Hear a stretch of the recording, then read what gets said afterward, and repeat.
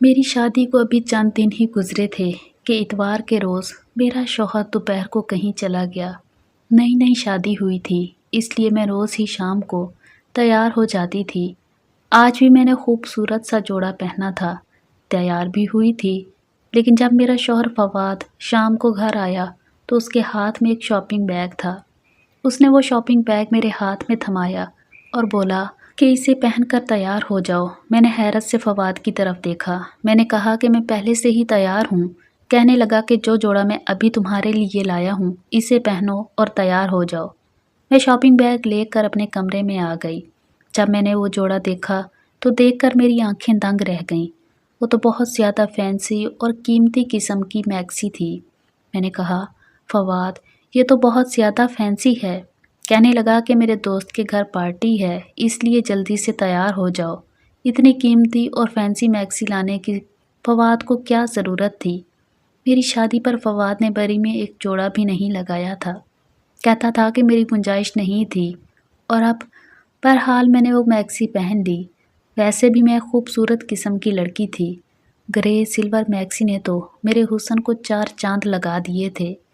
میں نے make up کا ٹچ دینے کے بعد اپنے بالوں کا جوڑا بنانا شروع کیا تو فواد میرے کمرے میں آ گئے۔ میرے قریب آ کر مجھے سر سے پاؤں تک دیکھا، پھر کہنے لگے، باقی سب تو ٹھیک ہے، اپنے بال کھلے رہنے دو، ہوش ربا لوگو گی۔ ان کی تعریف پر میں چیمپ سی گئی۔ میں بالکل تیار تھی۔ میں نے بالوں کو کھول کر برش کیا، الماری میں سے بڑی سی چادر نکالنے لگی تاکہ خود کو لپیٹ سکوں۔ یہ دیکھ کر فواد نے مجھے فوراً ٹوک دیا۔ کہنے لگے، یہ کیا کر رہی ہو؟ قیمتی میکسی کا سارا لک خراب ہو جائے گا۔ میں نے کہا، فواد میں یوں تو باہر نہیں جا سکتی۔ آپ خود دیکھیں، یہ میکسی کافی تنگ اور چست ہے۔ اس کا دوپٹہ بھی نیٹ کا ہے، جسے لینا نہ لینا برابر ہے۔ فواد کہنے لگا، مجھ سے بحث مت کرو، ویسے بھی میرا دوست اپنی گاڑی اور ڈرائیور بھیج رہا ہے، تمہیں گھبرانے کی ضرورت نہیں ہے۔ کچھ ہی دیر میں فواد کے نمبر پر کسی کی کال آئی۔ وہ فون پر کہنے لگا، ہاں ہاں ہم لوگ تیار ہیں۔ پھر مجھ سے کہنے لگا، چلو ڈرائیور آ گیا ہے۔ فواد ایک متوسط گھرانے سے تعلق رکھتا تھا۔ میرا تعلق بھی ایسے ہی گھرانے سے تھا۔ میں جانتی تھی کہ میرا شوہر کوئی لینڈ لارڈ نہیں ہے۔ فواد کے پاس گاڑی نہیں تھی، ایک پرانی سی موٹر سائیکل تھی، گھر بھی چھوٹا سا تھا۔ شادی کی رات ہی اس نے مجھ سے کہہ دیا تھا کہ اس کی تنخواہ بس اتنی ہی ہے کہ مہینہ بعد میں ختم ہوگا اور تنخواہ پہلے۔ میں نے بھی کوئی اعتراض نہیں کیا تھا۔ شادی کے ان 8 دنوں میں نے فواد سے کوئی بھی فرمائش نہیں کی تھی۔ وہ اکیلے ہی رہتے تھے، چھوٹا سا فلیٹ تھا۔ میں نے شادی کے اگلے دن ہی کچن سنبھال لیا تھا۔ فواد مجھ سے کہتا تھا کہ شادی پر بہت خرچہ ہو گیا ہے، اسی لیے میں نے بری کے جوڑے نہیں بنائے، چند ماہ یوں ہی گزارنے پڑیں گے۔ اسی لیے مجھے حیرت ہوئی تھی کہ جب فواد کی گنجائش ہی نہیں تھی تو اتنی قیمتی میکسی لانے کی کیا ضرورت تھی، وہ بھی بس ایک دعوت پر جانے کے لیے۔ میرے جہیز کے کافی فینسی سوٹ بالکل نئے موجود تھے، میں ان میں سے کچھ پہن لیتی، لیکن وہ ایک قیمتی میکسی میرے لیے لائے تھے۔ کم سے کم بھی اس کی قیمت 40 سے 50 ہزار تھی۔ کیا ضرورت تھی اتنا خرچہ کرنے کی؟ بہرحال فواد کے دوست کا ڈرائیور آ چکا تھا۔ ہم دونوں گاڑی میں بیٹھ گئے۔ وہ گاڑی خوبصورت علاقے کے بڑے سے بنگلے کے سامنے کھڑی ہوئی۔ ہارن دیتے ہی فوراً سے چوکیدار نے دروازہ کھولا۔ پارکنگ ایریا میں اس وقت 3 گاڑیاں پہلے سے ہی موجود تھیں اور چوتھی ہماری تھی۔ سائٹ پر باغیچہ بھی بے حد قیمتی اور خوبصورت پھولوں سے سجا ہوا تھا، لیکن وہاں پر اتنی لائٹنگ نہیں تھی جیسے کہ دعوتوں پر ہوتی ہے۔ فواد میرا ہاتھ پکڑے مجھے اندر لاؤنج میں لے گیا۔ میری میکسی کافی چست قسم کی تھی اور اس پر ستم یہ کہ دوپٹہ بھی نیٹ کا تھا۔ میں اندر گئی تو اندر مجھے سوائے مردوں کے کوئی بھی نظر نہیں آیا۔ وہاں کوئی بھی خاتون میرے علاوہ نہیں تھی۔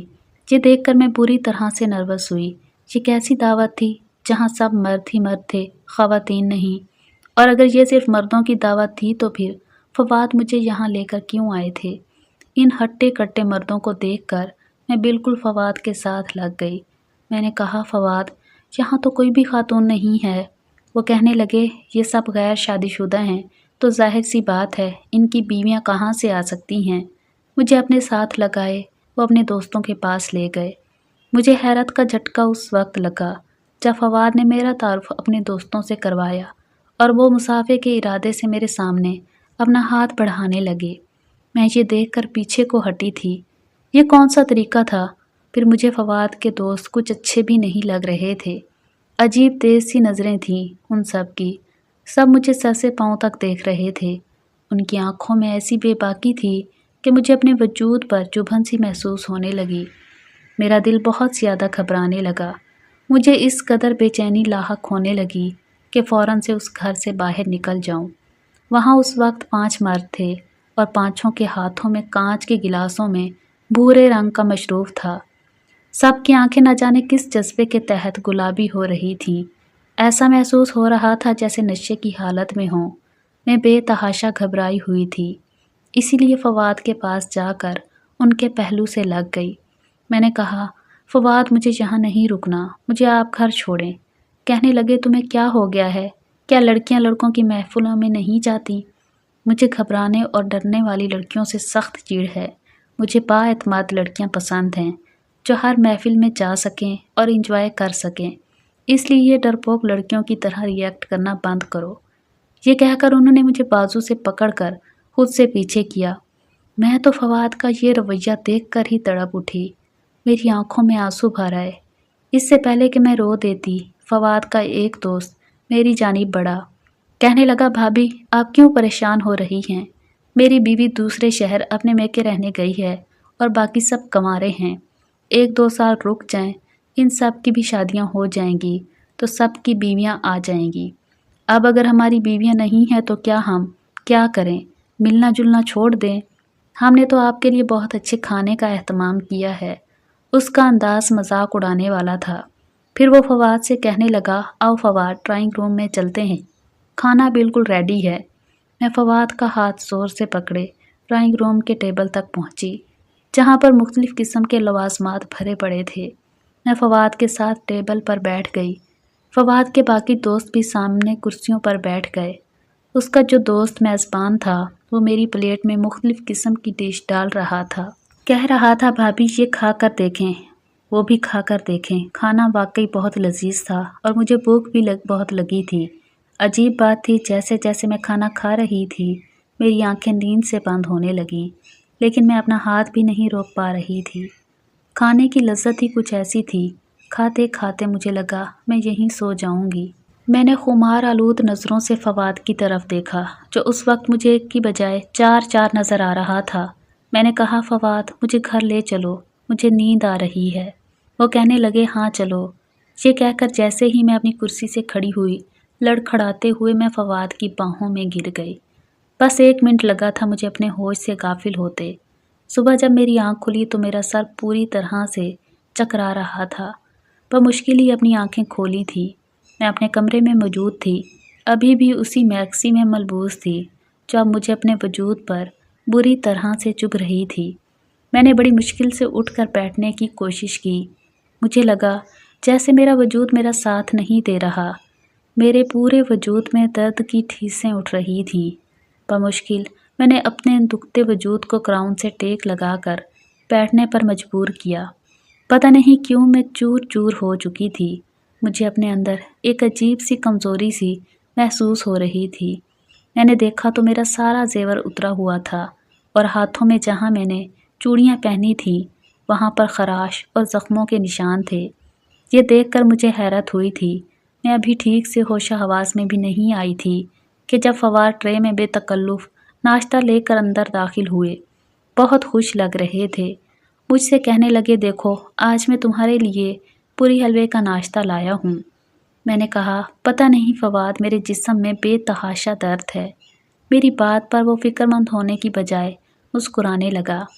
کہنے لگا، رات تم بہت زیادہ خوبصورت لگ رہی تھی، پھر مجھ پر بے ہوش ہو کر گر بھی گئی تھی، اس لیے گھر آتے ہی میری نیت تم پر خراب ہو گئی تھی۔ فواد کافی شوخ مزاجی میں تھا۔ میری نظریں خود بخود جھک گئیں۔ کہنے لگا، تم ناشتہ کرو، میں تمہارے لیے درد کی دوا اور گرما گرم چائے لاتا ہوں، پھر یہ درد بھی آدھے گھنٹے میں ٹھیک ہو جائے گا۔ مجھے حیرت ہو رہی تھی کہ ان 8 دنوں میں تو فواد نے کبھی مجھ سے ایسی جنون بھری محبت کا اظہار نہیں کیا تھا، کیونکہ میرے پورے وجود پر زخم تھے۔ بہرحال اگلے روز تک میں کافی بہتر ہو گئی تھی، لیکن میں نہیں جانتی تھی کہ یہ سلسلہ چل نکلے گا۔ اگلے اتوار کو پھر سے مجھے فواد نے ایک نئی میکسی لا کر دی۔ کہنے لگے تیار ہو جاؤ، دوست کے گھر دعوت پر جانا ہے، اور پھر اسی دوست کے بنگلے پر مجھے لے گیا۔ اس بار تو اس کے دوست مجھ سے پہلے سے زیادہ بے تکلف ہونے لگے۔ کہنے لگے بھابھی آپ کے حسن کے تو ہم دیوانے ہو گئے، فواد تو بڑا خوش نصیب ہے، اسے آپ جیسی بیوی ملی ہے۔ مجھے فواد کے دوستوں کے منہ سے اس طرح کی تعریف بری لگی تھی۔ میں نے غصے سے انہیں گھور کر دیکھا تو وہ ڈھیٹ بن کر ہنسنے لگا۔ میں سوچ چکی تھی کہ گھر جاتے ہی فواد سے کہوں گی کہ میں آئندہ ان کے گھر نہیں جاؤں گی۔ مجھے مردوں کی اس قسم کی بے تکلفی اور مذاق بالکل پسند نہیں تھا۔ اس بار بھی میرے ساتھ یہی ہوا۔ جیسے ہی میں نے کھانا کھایا مجھ پر غنودگی سی طاری ہو گئی، پھر میں بے ہوش ہو گئی۔ اگلے روز پھر میرا جسم درد سے چور تھا، لیکن میں نے ایک بات نوٹ کی تھی کہ فواد بہت خوش تھا، گھر پر پھل بھی لانے لگا تھا، پیسہ بھی بڑے کھلے ہاتھ سے خرچ کر رہا تھا، حالانکہ اس کی تنخواہ اتنی زیادہ نہ تھی۔ پھر یہ روز روز کی عیاشیاں کیسے ہو رہی تھی؟ گھر آتے ہوئے وہ روزانہ اچھے سے ہوٹل کا کھانا ساتھ لاتے تھے، مجھ سے کہتے کوئی ضرورت نہیں ہے تمہیں کچن میں اپنا آپ کھپانے کی، تمہارا خوبصورت حسن ماند پڑ جائے گا۔ کبھی کبھی تو مجھے فواد کی باتیں بڑی عجیب لگتی تھیں۔ میں نے کہا ہر عورت گھر کے کام کرتی ہے، مجھے بھی اچھا لگتا ہے کہ میں آپ کے لیے کھانا بناؤں، آپ کے کام کروں۔ کہنے لگے نہیں نہیں، تم بس اپنے حسن کا خیال رکھا کرو، اسے نکھارا کرو، خود کو سنوارا کرو، تم نہیں جانتی تمہارا حسن میرے لیے کتنی اہمیت رکھتا ہے۔ میرا ہاتھ تھامے وہ مجھ سے بڑی ہی محبت بھری باتیں کرتے تھے، کہتے تھے جانتی ہو تمہیں پانے کے لیے میں نے کتنے پاپڑ پیلے ہیں۔ یہ بات سن کر مجھے حیرت ہوئی تھی، کیونکہ ہمارا رشتہ تو ایک رشتہ کروانے والی کے توسط سے ہوا تھا۔ میں نے تو پہلے کبھی فواد کو نہیں دیکھا تھا۔ میں نے کہا کیا مطلب؟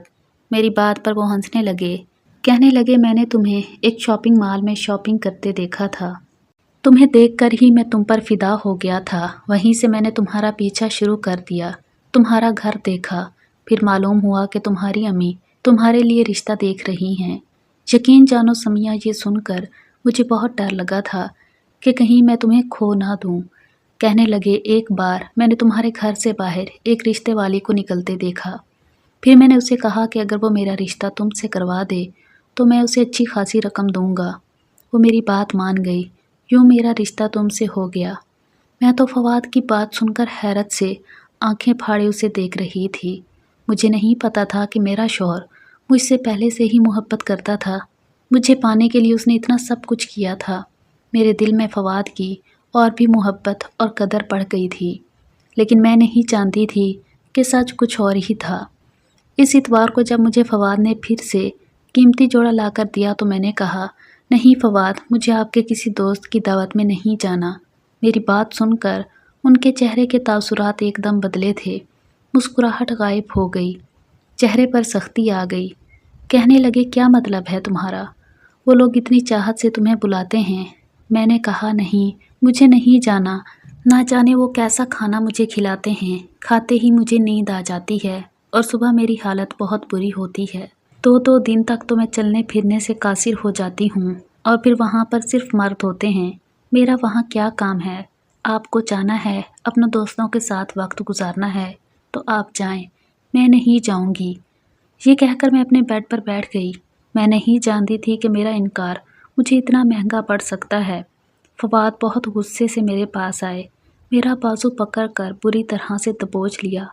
کہنے لگے ابھی تک تم نے میری محبت دیکھی ہے، بہتر ہے میری محبت ہی دیکھو۔ مجھے انکار نہیں چاہیے سمیہ، اگر تم نے میری کسی بات سے بھی اختلاف کیا تو تم نہیں جانتی کہ میں غصے کا کتنا پاگل انسان ہوں۔ یہ کوئی اتنی بڑی بات تو نہ تھی جو میں نے اسے کہی تھی، لیکن فواد کا غصہ تو یوں تھا جیسے واقعی مجھے جان سے مار ڈالیں گے۔ اپنی سرخ آنکھیں وہ میری آنکھوں میں گاڑے بڑے غضبناک لہجے سے کہہ رہے تھے۔ میرا دل تو اپنے شوہر کا یہ روپ دیکھ کر کانپ سا گیا تھا۔ میں نے پھر کوئی اختلاف نہیں کیا اور وہاں چلی گئی، لیکن مجھے یہ سب اچھا نہیں لگ رہا تھا۔ نہ جانے کیوں ٹیبل پر مجھے مزے کے کھانے آج بہت برے لگ رہے تھے، کیونکہ یہ مجھے ہوش و حواس سے غافل کرتے تھے۔ میں نے بہت کم سالن اپنی پلیٹ میں ڈالا تھا اور لگا لگا کر نان کھا رہی تھی، लेकिन जैसे ही फवाद के दोस्त की नज़र मुझ पर पड़ी, कहने लगा, भाभी क्या बात है, आप खाना ठीक से नहीं खा रही। मैंने कहा, मुझे भूख नहीं है। मेरा ये कहना था कि उसने एक अजीब तरह का इशारा फवाद को किया। ये देखकर मेरे हवास गुम हुए थे। फवाद ने सामने पड़ी बिरयानी से मेरी प्लेट भर दी। कहने लगे, पूरी ख़त्म करो। वो घूरती हुई नज़रों से मुझे कह रहे थे। मैंने बमुश्किल वो चावल ख़त्म किए थे और खाते ही मेरी वही हालत हो गई। अब तो मुझे फवाद पर भी शक होने लगा था। अगली इतवार आने से पहले मैंने तबीयत ख़राबी का बहाना किया और मैके चली आई। मेरी छोटी बहन के रिश्ते की बात तय हो गई थी। छोटी सी मंगनी की रस्म घर पर ही थी। मेरी बहन शॉपिंग पर गई तो मुझे भी साथ ले गई। वहीं पर मेरी मुलाकात फवाद के उन 5 दोस्तों में से एक के साथ हो गई। वो बातों के दौरान बार बार मेरी बहन को देख रहा था।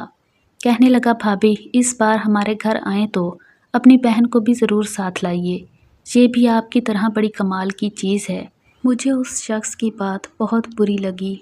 मेरी बहन भी उसे घूर कर देखने लगी। मैंने कहा, आपको तमीज़ नहीं है बात करने की। मेरा लहजा बुलंद हो गया था। आसपास गुजरने वाले लोग भी वहीं खड़े हो गए। ये देखकर उस शख्स को भी गुस्सा आ गया। कहने लगा, तमीज़ का मतलब पता है तुझे? हम औरत देखकर तमीज़ करते हैं और तू इस काबिल नहीं है कि तेरी इज़्ज़त और तमीज़ की जाए। मैंने कहा, ज़बान संभाल कर बात करो।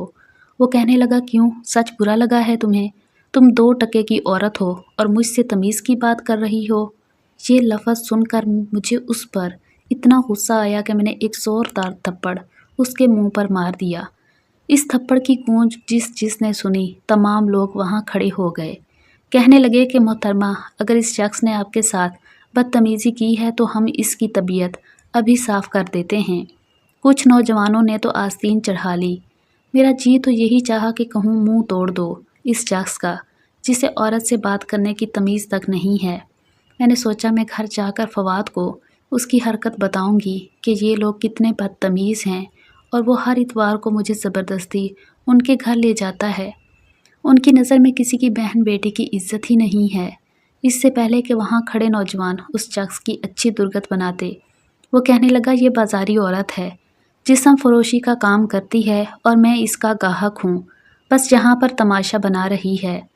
मेरा ये सुनना था कि मेरे होश उड़कर रह गए। मैंने कहा, ये बकवास कर रहा है। वो ये सुनकर कहने लगा, तुम इतवार को क्या करने आती हो हमारे बंगले पर, वो भी जबकि तुम जानती हो कि वहाँ तुम्हारे अलावा कोई औरत नहीं होती। उसके बाद जो बात उस शख्स ने मुझसे कही, पहले मेरा दिमाग चकरा कर रह गया था। कहने लगा, मेरी बात पर यकीन ना हो तो इस बार आना इतवार को हमारे घर। तुम्हें मैं अच्छा सबक सिखाऊंगा। तुम्हें मैं तुम्हारी सही औकात दिखाऊंगा कि तुम क्या हो। मेरी बहन मेरी शक्ल देख रही थी और मैं यूं थी जैसे पत्थर का मुजस्मा, जैसे मैं बुत बन चुकी हूँ। बहुत से लोग मुझे अजीब सी नज़रों से देखते हुए वहाँ से चले गए। वो शख्स गुस्से से फट पड़ा, मुझे घूरता हुआ वहाँ से चला गया। मेरी बहन ने मेरा हाथ पकड़ा, मुझे घसीटते हुए बाजार से बाहर ले आई। कहने लगी, आपी ये सब क्या बकवास कर रहा था? मैंने कोई जवाब नहीं दिया। मेरा तो दिमाग चकरा रहा था। मेरा जी इतना घबरा रहा था कि जैसे अभी मेरे दिल को कुछ हो जाएगा, वो फट जाएगा। मुझ पर अजीब सी बेहोशी तारी होने लगी। मेरी बहन मेरी गैर हालत देखकर मुझे मैके ले गई, लेकिन मुझे वहाँ भी चैन ना आया। मैं फ़ौरन से अपने घर चली गई। घर गई तो फवाद का मूड बहुत ख़राब था। कहने लगे, रह लिया अपनी माँ के घर, अब अगर तुमने मैके रहना हो तो तुम वर्किंग डे में जाकर रहना। एक इतवार की तो छुट्टी होती है मेरी, वो भी तुम मेरी बर्बाद कर देती हो। मैंने कोई जवाब नहीं दिया, क्योंकि मैं कुछ भी कहती वो गुस्से में और भड़कता और मुकर जाता। इस बार जब वो मुझे अपने दोस्तों के घर ले आया तो उस वक्त उसका वो दोस्त वहाँ मौजूद नहीं था जिससे मेरी मुलाकात बाज़ार में हुई थी। जैसे ही मैंने आधा खाना खाया, मैं फ़ौरन से खांसने लगी और वॉशरूम में चली गई। मुझे वो खाना अपने अंदर हज़म नहीं करना था, इसीलिए मैंने अपने हलक में उंगली मार मार कर उल्टी की। जो कुछ मैंने खाया था वो सब बाहर आ चुका था, इसीलिए मुझ पर नशे का असर नहीं हुआ।